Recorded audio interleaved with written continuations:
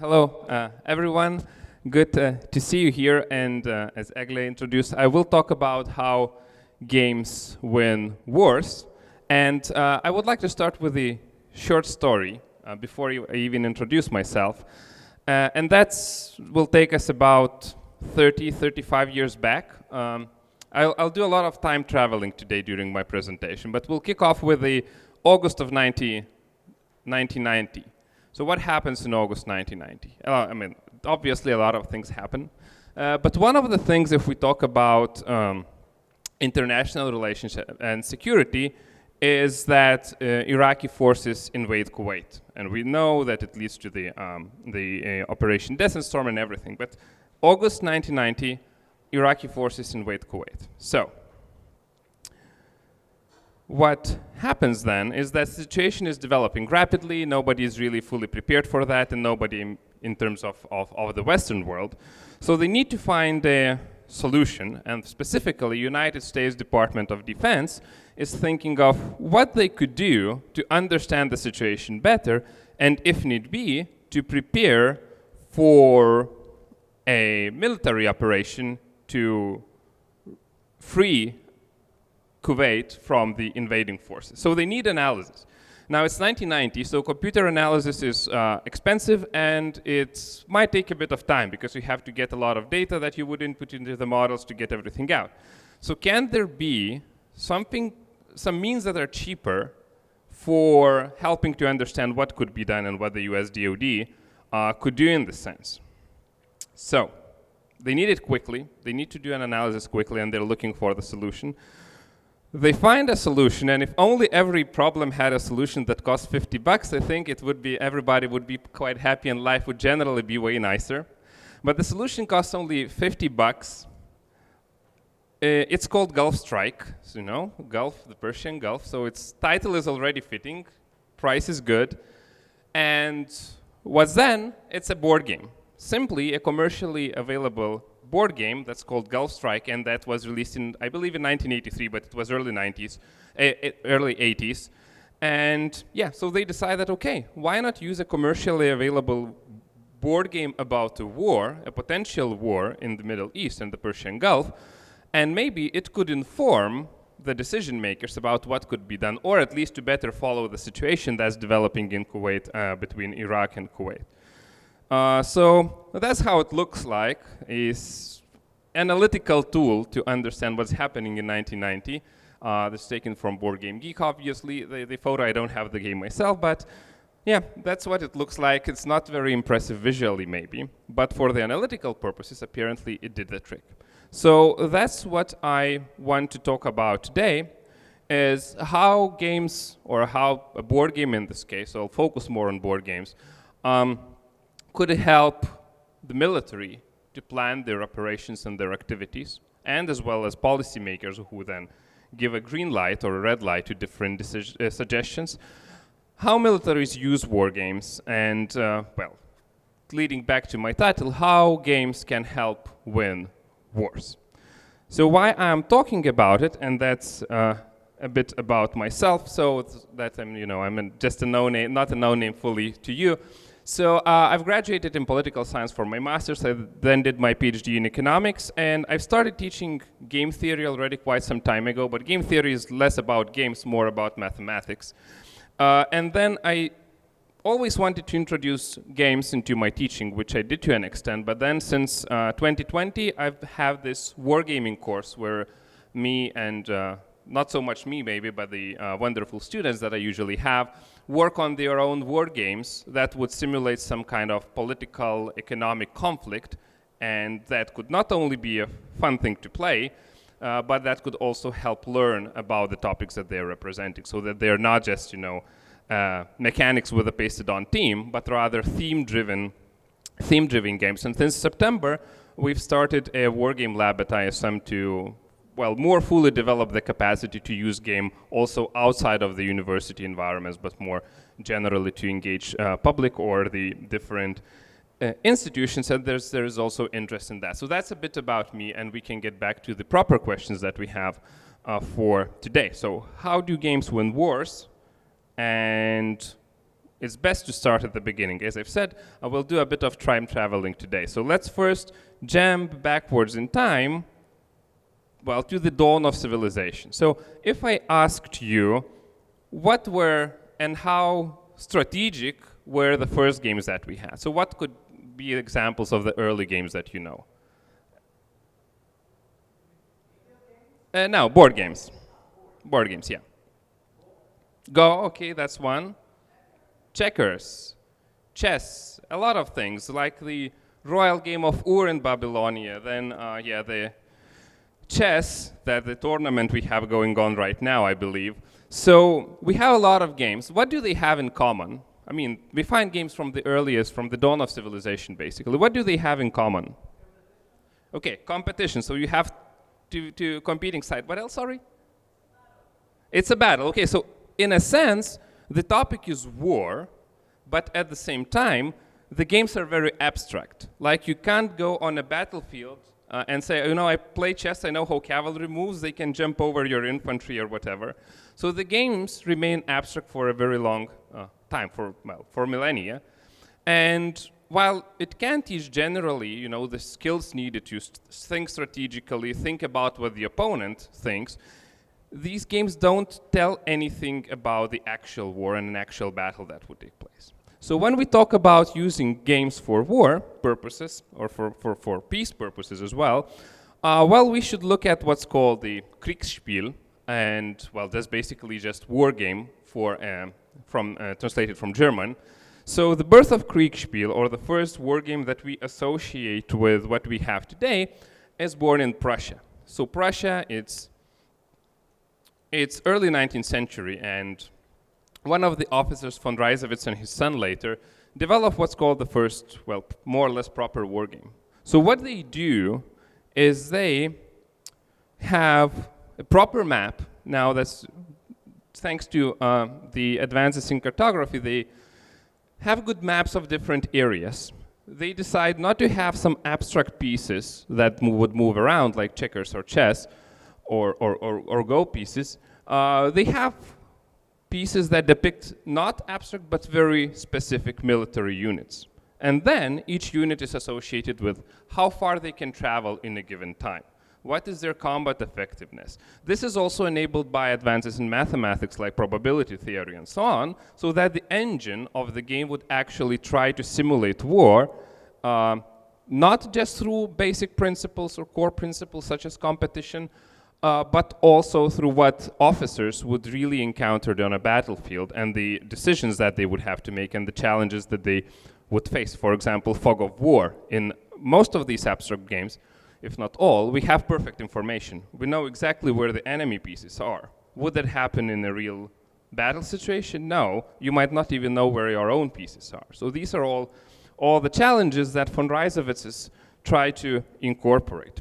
And because they're officers in the Prussian army, the game also attracts the attention of the royal family of Prussia, of Kaiser and his sons, who say, okay, maybe it's, you know, it's not just a game, it's actually preparing for war. So that instead of riding with a band of group of officers around a hill or a forest and say, okay, I would put my artillery here and cavalry here, you can actually put your artillery somewhere here and your artillery somewhere here, and see what would happen if the enemy would engage, based on these specific rules that have been developed, involving uncertainties and all of the other things that you would actually encounter on a battlefield. So due to the support of the royal family, the game gets introduced. A lot of officers in the Prussian army start playing one against another, so really preparing and getting a new way to learn about the art of war. So what happens then is that the Kriegsspiel starts spreading around Europe. Different countries pick it up, and there are some well, interesting stories associated with it, some anecdotes such as, so in 1866, there is a war, the Prussia-Austria war taking place, and Prussia is very quick to win the war. What happens is that before that, sometime earlier, like I'm not sure how much before the war, how much time before the war, but the Prussian officers say, okay, Austrians are kind of not not our enemies at the time, at least before this war breaks out, maybe we should teach them to play games in the headquarters so that they could also improve their military. What do the Austrians say? Say, okay, rubbish, games, it's like just gambling, so nothing good will come out of it. Everybody will just gamble, lose their fortune, and that's it.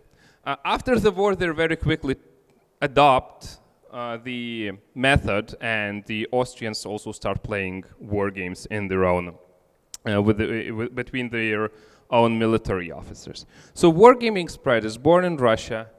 It's transferred to other countries quite quickly. Well, some after, like Austria, after learning some painful lessons. But the key idea here is that this new method actually allows training without getting involved into a fight. And if you lose on a board, or if you lose on the floor, if your game is really large, it's not that harmful. Maybe you've lost, 4 hours or 8 hours of your time, or maybe a couple of days, but it doesn't really cost you anything. It doesn't cost any lives.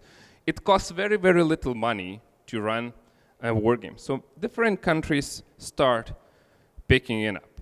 So what we'll do now is we'll fast forward, because we don't have time to go in detail through each decade.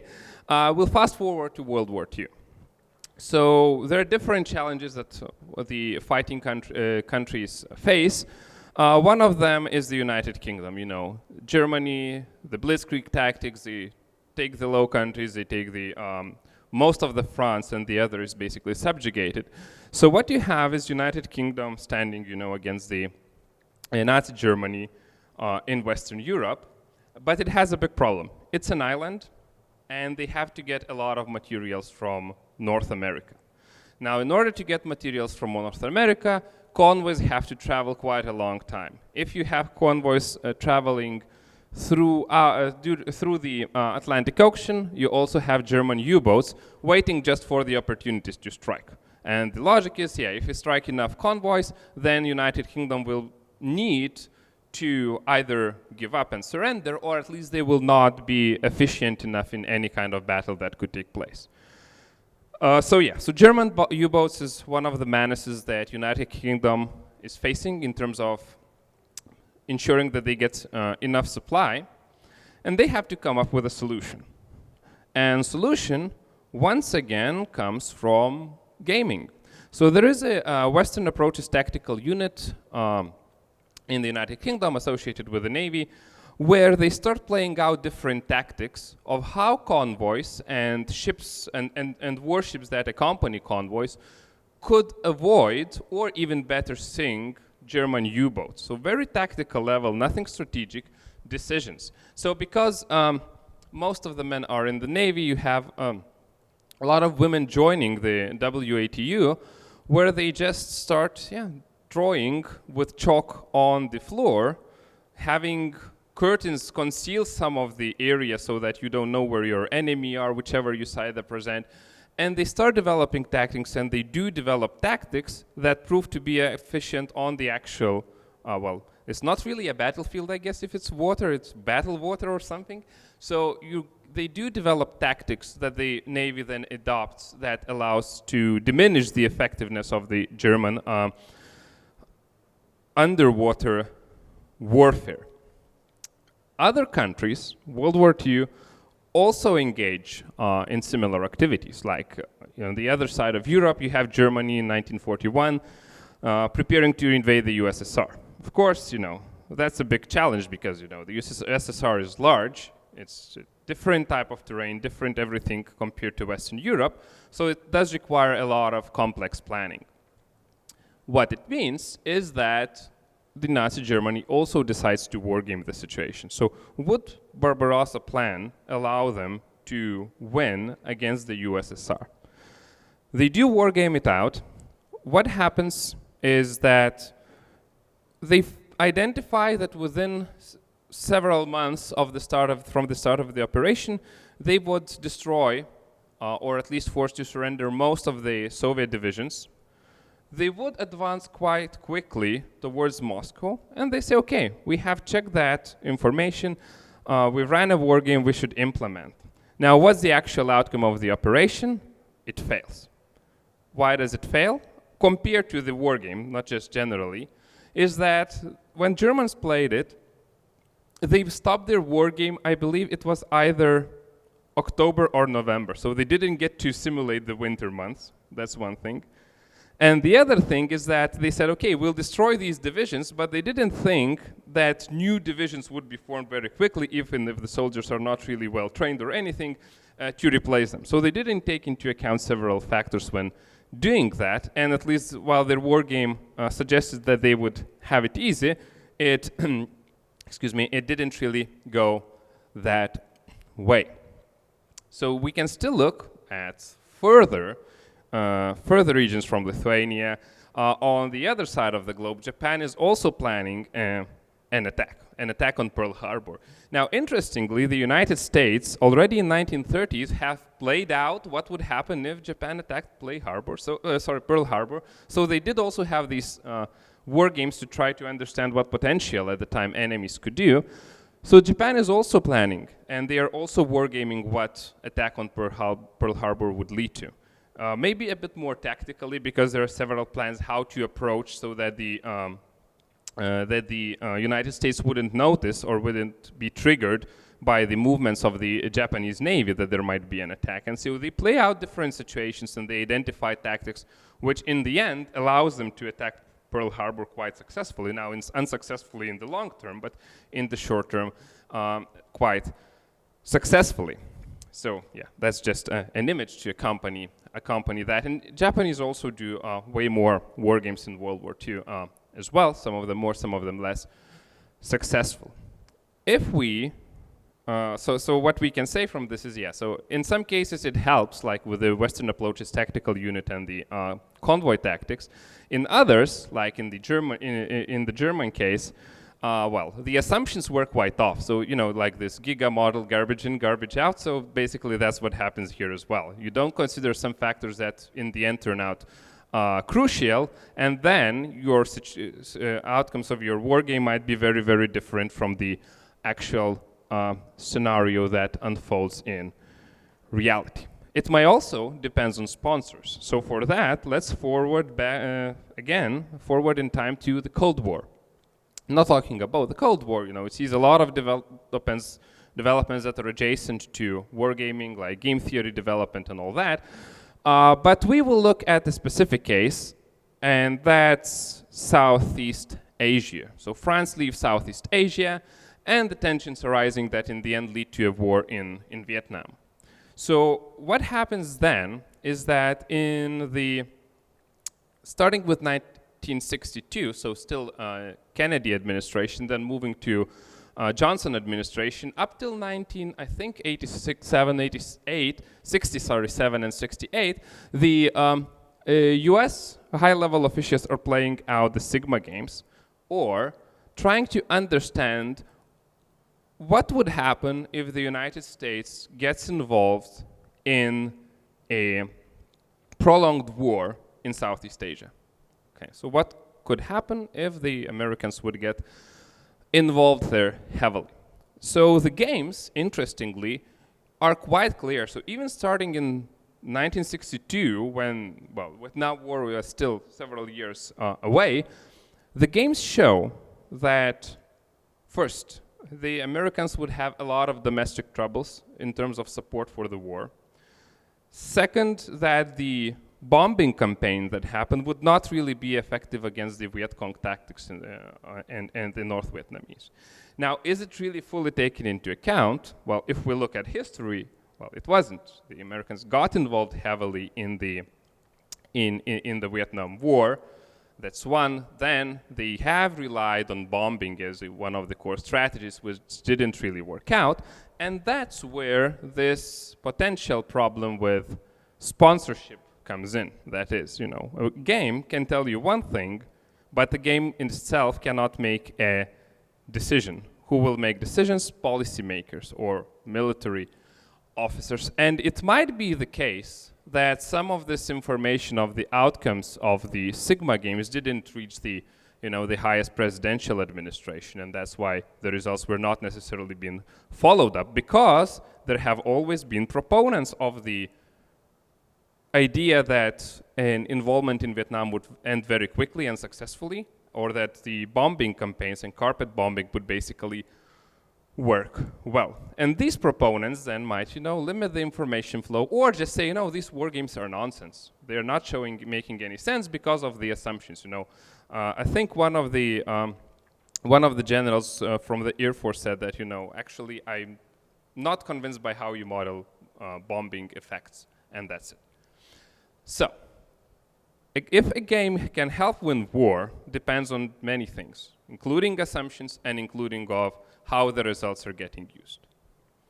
Now, let's look at some other cases, as games don't make decisions themselves. So let's fast forward to early 2000s. So what happens in the early 2000s? First of all, of course, we have 9/11 attacks. 9/11 attacks, again, draw the global attention to the Middle East and the situation in the Middle East. And also, naturally, governments start playing out the possible scenarios of what could happen if there was a war in the Middle East. And one example of such is the Millennium Challenge exercise. So it was a very complex exercise. It involved both actual military live exercises. It involved TTX, tabletop exercises, computer simulations, and a lot of other things. But it's an interesting case study to look at, because what it simulates is a potential war breaking out in the Middle East between, of course, fictionally called countries. And what happens is that United States wants to look at, okay, so would we be effective, and to what extent could we be effective in such a war?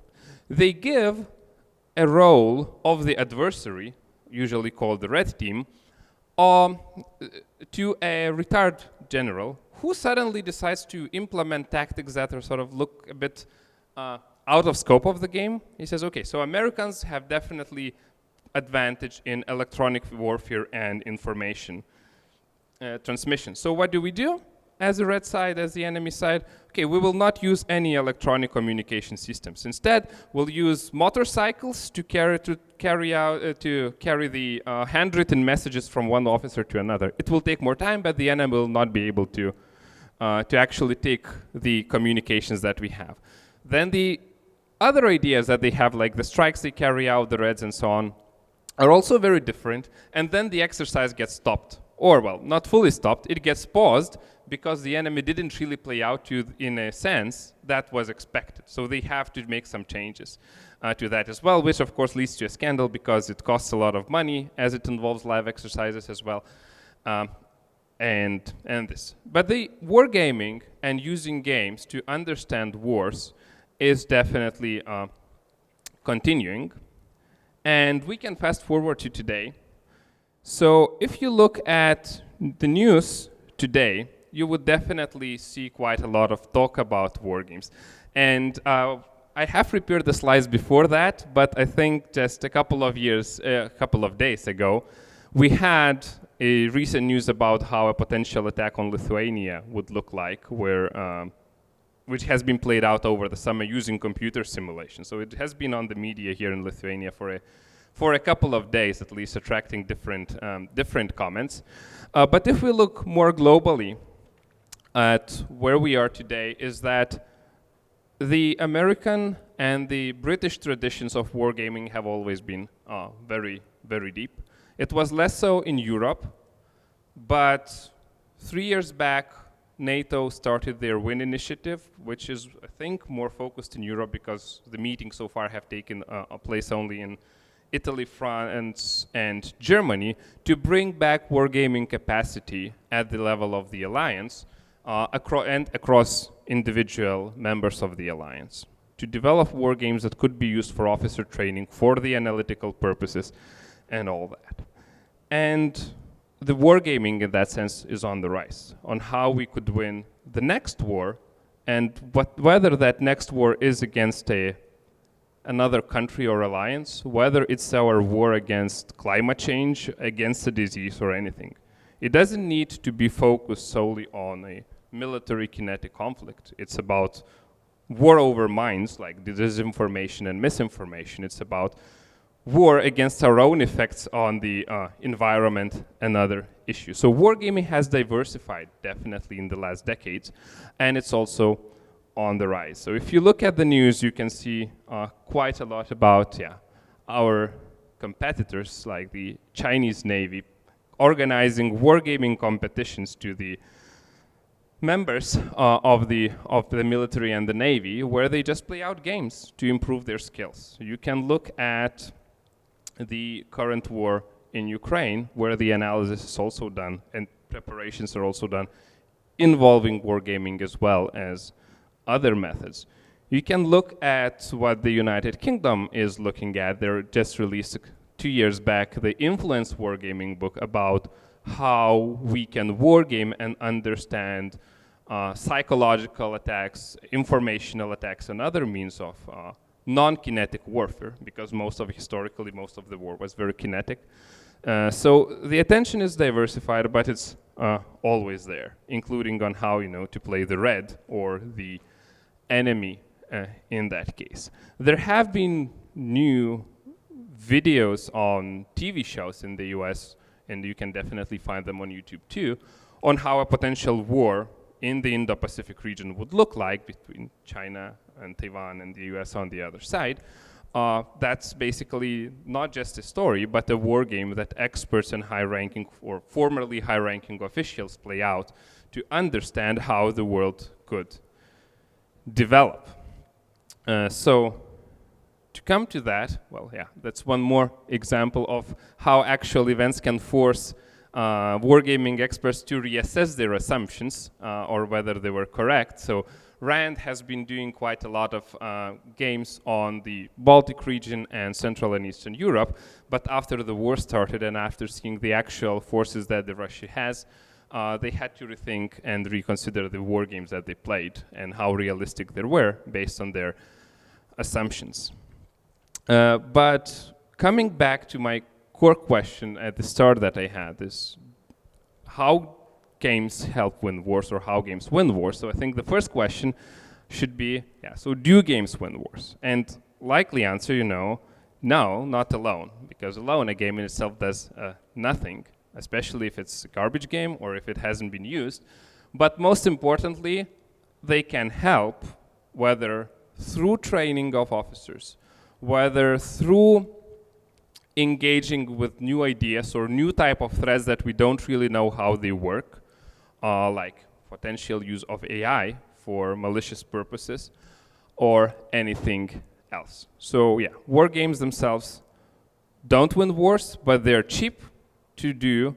They're low risk to anyone who actually participates there, contrary to the actual war. And most importantly, in war games, we can fail.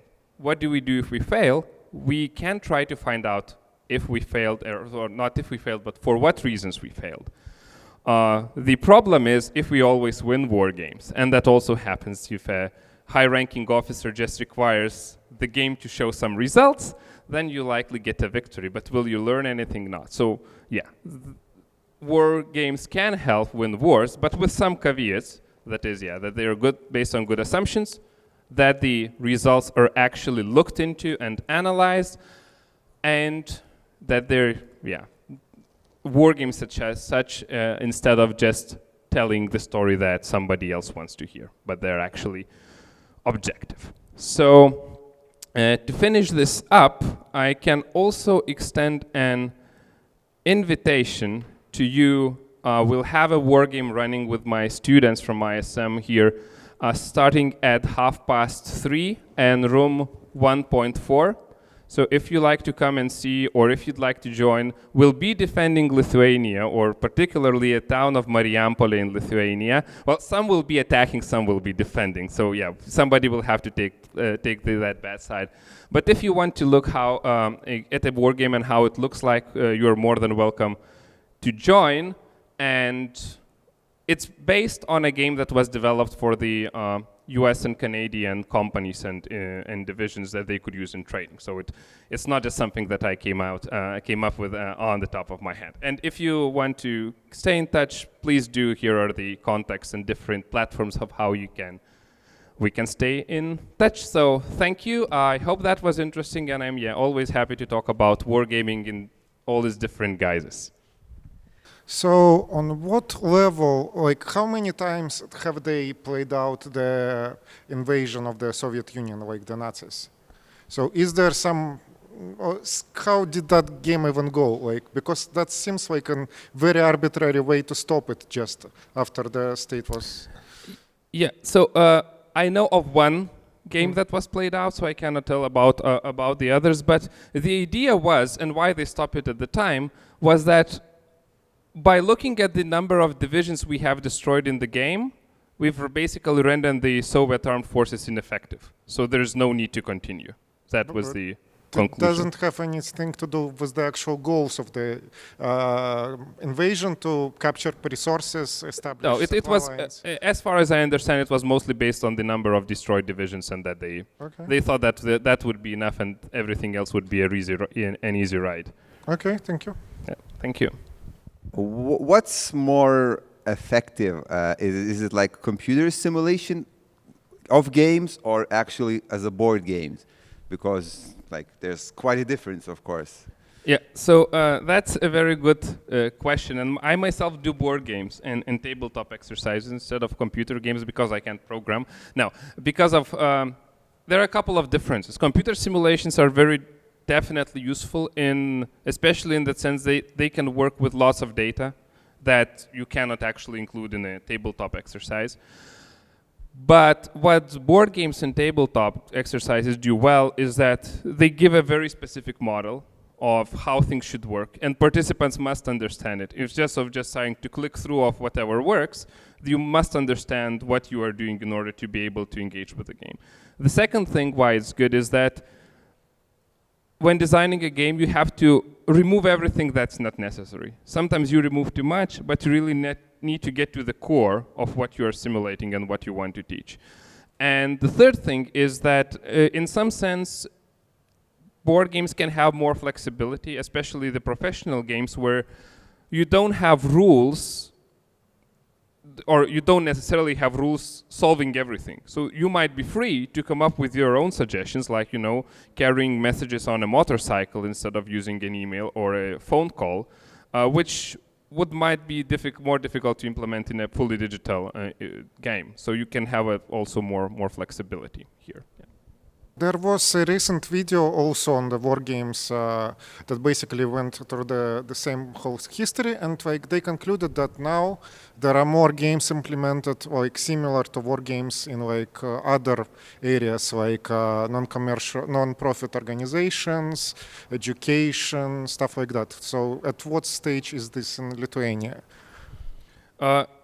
There is an interest, I would say that could be the answer. There's definitely interest in using games in broader areas or learning about, well, at least, learning about using games. So that's definitely an interest in that. But in my view, it's still not very far, or we don't really employ a lot of it. But I think that there is an interest. And if there is an interest, there will likely be, a supply will emerge in that sense. But currently, I think it's still quite low in terms of having picked it up, As an interest on the state level or at the organizational level?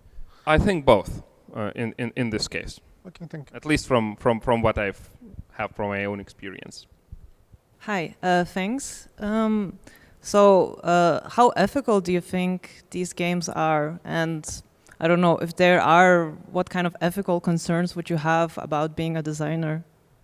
Okay, thank you. And that's a very good question that I think could lead to a long discussion or a very long presentation too, but that's a very good question. And I will answer personally what I view. And personally, and I wanted to start with a quote that might not be very personal, but there's one designer, I think Colverley, he said, he's a commercial game designer. He said, we're making good games, we're not making fun games. And I think that's the division that we have here. That the games that we have here, they are not designed to be fun. They are engaging in the sense, and engagement also generates fun as a feeling. But it's more important what we get out of the game than the actual process of playing or winning. And I think that makes it a bit distinct, is that we're not trying to run or simulate an attack on another country solely or mostly for the purposes of having fun and spending an evening nicely, but more of understanding what is behind it. So what could happen? In that sense, compared to other types of games, I think it's more like reading a book. So you would likely not have ethical considerations on writing or reading a book about similar issues. So in this sense, it's just that we give some power to make decisions to actual people instead of just describing what would happen. But I think that's the core difference from what you would expect from having a fun game. That is that we're trying to either learn or analyze something. And that would be my view. But yeah, that's an interesting topic and could lead to a long discussion of the issue. So thanks for raising it. Thank you.